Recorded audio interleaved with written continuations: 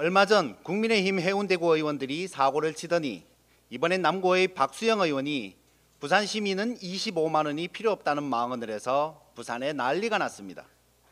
저 같은 서민에겐 의미 있는 액수인데 그런 돈 필요 없다는 박수영 의원의 쿨함에 기가 죽어서 제가 한번 찾아봤습니다. 36억 원의 재산, 20억 원의 예금, 박수영 의원이 올해 신고한 재산입니다. 부럽습니다. 그 정도 부자시니 당연히 25만 원은 돈도 아니겠지요.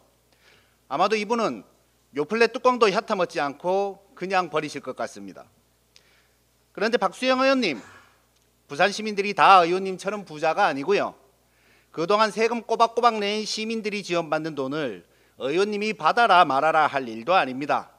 국회의원은 주권자이신 국민 대신 일을 하는 사람이지 국민에게 지시하는 사람이 아니란 말입니다.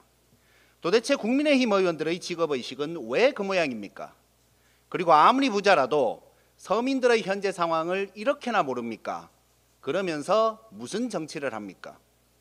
의지가 있다면 진작에 했을 것입니다. 그렇게 좋다는 산업은행 이전인데 빠르게 대선 공약을 실천 안 하고 뭐 했습니까? 국민의힘이 앞장섰으면 부산의 야당들이 반대했을 리가 있습니까?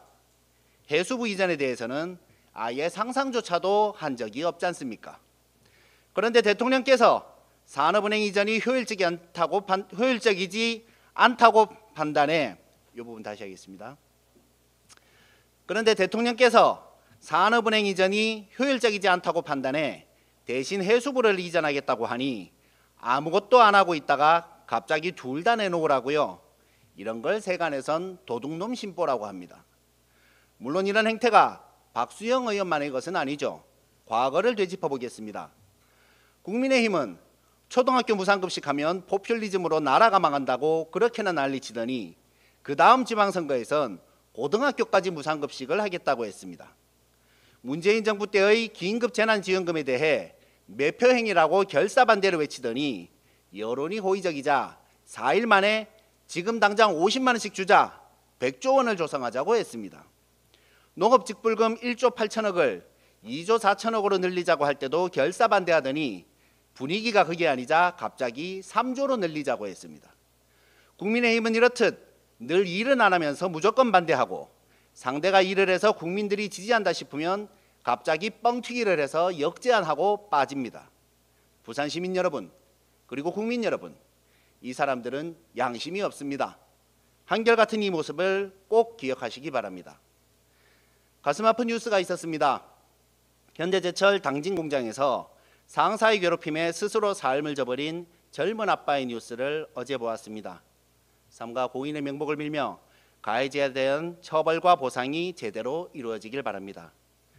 그는 괴롭히던 상사가 웃고 다니는 모습이 너무 힘들었다고 합니다. 왜 안 그랬겠습니까? 그러니 당신들도 잘 들으십시오. 국민들을 힘들게 한 국민의힘 여러분, 그리고 특히 윤석열에게 부역한 검사들, 검찰의 무도한 기획 기소로 고통받은 사람들이 한둘이 아닙니다. 당신들의 죄업입니다. 부역자들에 대한 철저한 처벌이 필요하다고 생각하지만 조국혁신당은 인사권자의 뜻을 존중하고 있습니다. 그러니 가해자들은 웃고 다니지 마세요.